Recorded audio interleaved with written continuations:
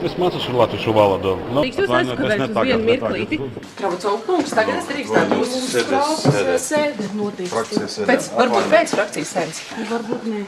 Saurai Latviju, urā, redziniet. Labdien, Kravcov kungs. Ne šodien. Bet varbūt tad latviski parunāsim. Kāds ir jūsu prioritāts? Es mācos latviešu valodu. Atvainojiet, ne tagad. Mācos latviešu valodu. Labvakar, Andī. Atvainojiet, es mācos latviešu valodu.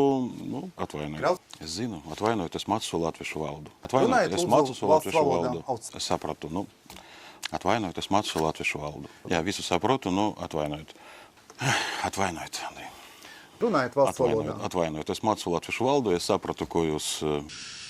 Es, Valerij Kravcovs, uzņemoties Saeimas deputāta amata pienākumus Latvijas tauta priekšā svinīgu soļu, būt uzticīgs Latvijai, stiprināt tās suverenitāti un latviešu valodu kā vienīgu valsts valodu, aizstāvēt Latviju kā neatkarīgu un demokratisku valsti, savus pienākumus pildīt godprātīgi un pēc labākās apziņas.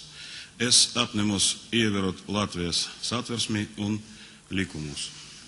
Visu labu, uzredzēšanos.